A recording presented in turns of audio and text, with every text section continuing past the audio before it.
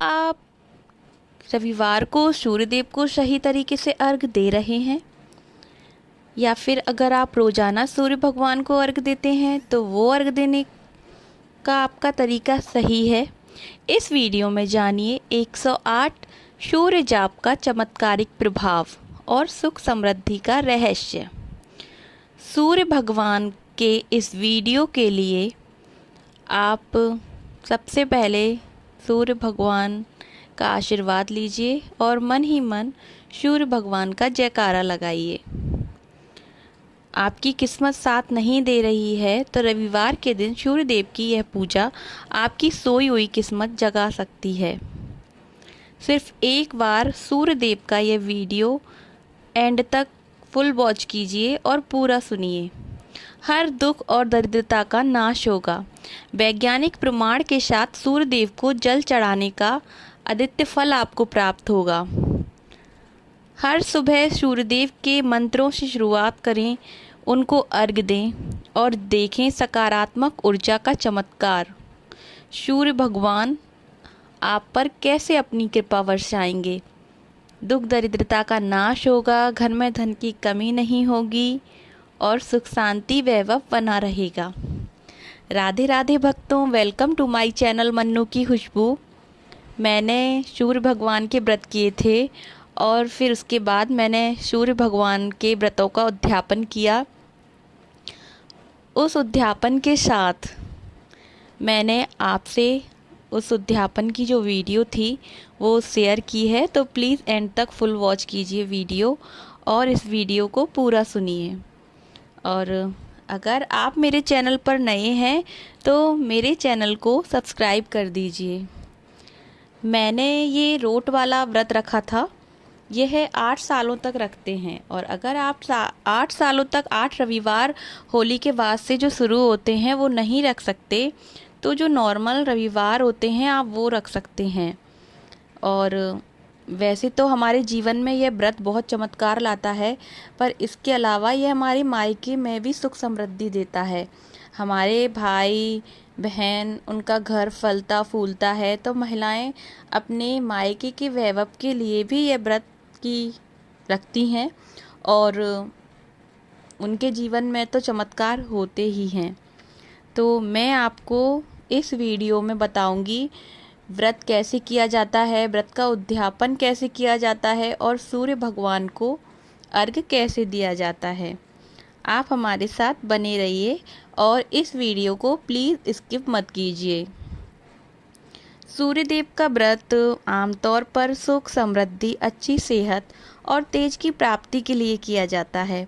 इसे लगातार 12 या 30 रविवार तक करने का नियम है। सुबह जल्दी स्नान करते हैं, लाल कपड़े पहनते हैं। आप जो भी आपके पास लोटा है उससे आप सूर्य भगवान को अर्घ दे सकते हैं। तांबे का लोटा हो तो बहुत अच्छा, पर अगर नहीं है तो आप किसी भी लोटे से उनको अर्घ दे सकते हैं। और जब आप व्रत करते हैं तो आपको सात्विक भोजन ही ग्रहण करना है, इस बात का आपको विशेष ध्यान रखना है।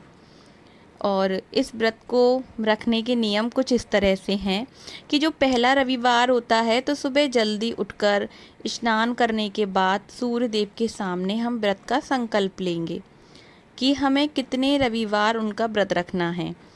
ये संकल्प लेते हुए तांबे के पात्र में जल लेंगे, लाल फूल, अक्षत, रोली, लाल चंदन मिलाकर पूर्व दिशा की ओर मुख करके सूर्योदय के समय उनको सूर्य भगवान को अर्घ देंगे। भगवान की पूजा हम कैसे करते हैं? भगवान सूर्य की मूर्ति या चित्र की पूजा करते हैं। फिर ओम ह्रीं ह्रीं सूर्याय नमः या ओम गृणी सूर्याय नमः मंत्र का जाप करते हैं और आदित्य हृदय स्रोत का पाठ जरूर ही करेंगे। और भोजन हमें क्या करना है इस व्रत में? इस दिन एक ही बार बिना नमक का भोजन करना है, जैसे मीठा दलिया, दूध, चावल। सूर्यास्त के बाद भोजन नहीं करना है, सूर्यास्त के पहले पहले हमें भोजन करना है। और पूजा करते समय हम सूर्य भगवान की कथा को पढ़ते हैं।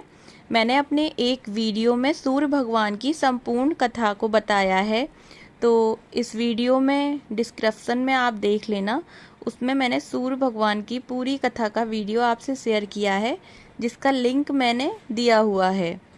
और जब भी हम कोई भी कथा कहते हैं तो वो कथा कहने के बाद हमेशा हमें गणेश जी की कथा कहनी होती है, जो बहुत अच्छा माना जाता है।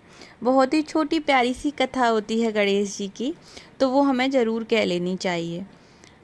उसके बाद में हमें क्या करना है कि इस चीज़ का हमें विशेष ध्यान रखना है कि रविवार को हमें इस व्रत में नमक तेल का सेवन नहीं करना है और मांस मदिरा से तो बहुत दूर रहना है। और इस व्रत में हम देखो क्या क्या दान कर सकते हैं। पूजा के बाद गुड़, तांबा, लाल वस्त्र, गेहूं का दान करना तो बहुत ही शुभ माना जाता है। पूजा के दौरान हमेशा लाल आसन पर ही बैठें और सूर्य देव की पूजा में गुड़ का भोग अवश्य लगाएं, ये बहुत ही अच्छा होता है। और पूजा के दौरान जो लाल आसन होता है जिस पे आप बैठकर पूजा करते हैं, जब आपकी पूजा हो जाती है तो उस आसन को तुरंत हटा देना चाहिए वहाँ से। और अगर आप नहीं हटा रहे हैं और आपको जाना पड़ रहा है तो उस आसन को उसी जगह पर थोड़ा सा यहाँ से वहाँ हल्का सा कर दीजिए।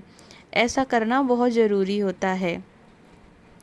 उसके बाद क्या होता है कि सूरज जी के रविवार में हमने आपको ये तो बता दिया कि अर्घ देते हैं, लाल फूल चढ़ाते हैं, लाल कपड़े पहनना बहुत ही अच्छा माना जाता है। सूर्य भगवान के हाथ जोड़ते हैं और अपनी मनोकामना उनके सामने रखते हैं, वो सबकी मनोकामनाएं ज़रूर पूरी करते हैं।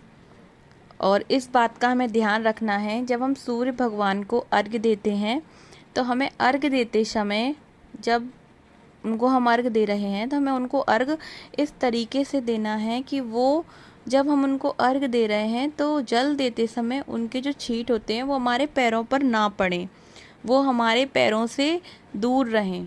क्योंकि सूर्य भगवान को अर्घ दे रहे हैं, उनका जल है, उनकी पूजा कर रहे हैं, तो कोशिश यही करनी है जल देते समय उनके छींटे हमारे पैरों में ना आए। इसके अलावा पूजा के जो मैंने आपको बताया है कथा के बारे में, वो लिंक आप ज़रूर देखना। और जो विशेष रोटे का व्रत होता है जो राजस्थान में किया जाता है, कुछ क्षेत्रों में धुलंडी के बाद पहले रविवार को आदित्य रोटे का व्रत रखा जाता है। और ये रोटे वाला व्रत मैंने किया है, जिसमें छेद वाली रोटी या रोटा बनाकर पूजा की जाती है।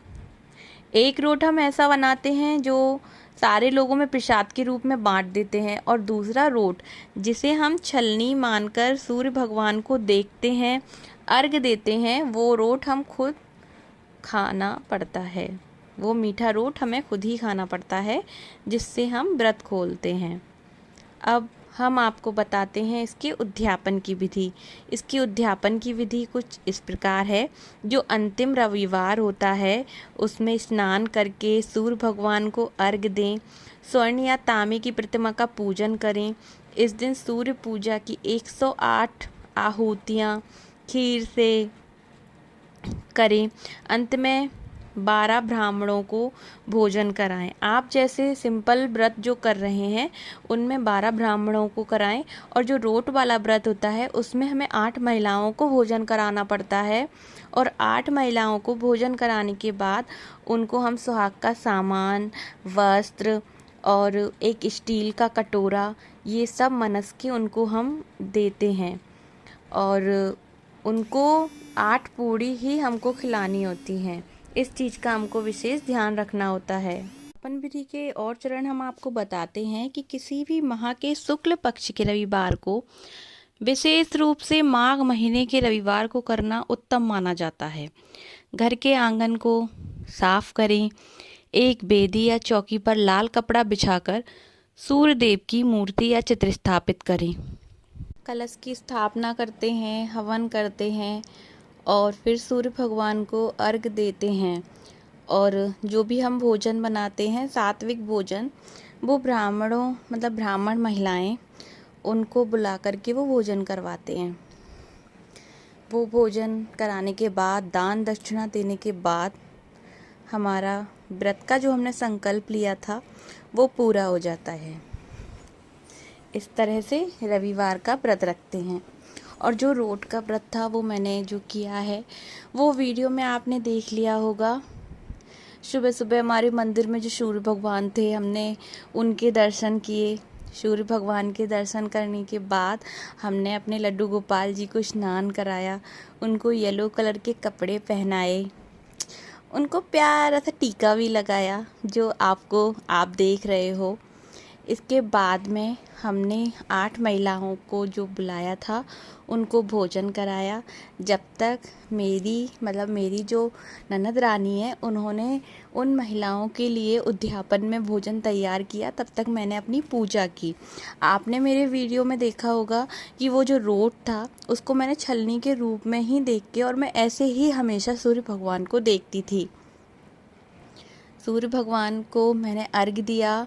फिर उसके बाद में जो होली आती है, जो होली पर हम कुकड़ी का एक जो धागा होता है 8 कांटों का वो बनाते हैं, तो वो उद्यापन वाले दिन जो येलो कलर का उसको करते हैं और उद्यापन वाले दिन उसको हम पीपल के पेड़ पर गाड़ने के लिए जाते हैं।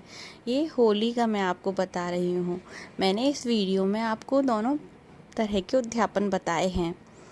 तो वहाँ हमने जो शिव जी आपको दिखाए हैं, ये नया मंदिर जो बना है अभी बन ही रहा है, हमने उसके भी दर्शन किए।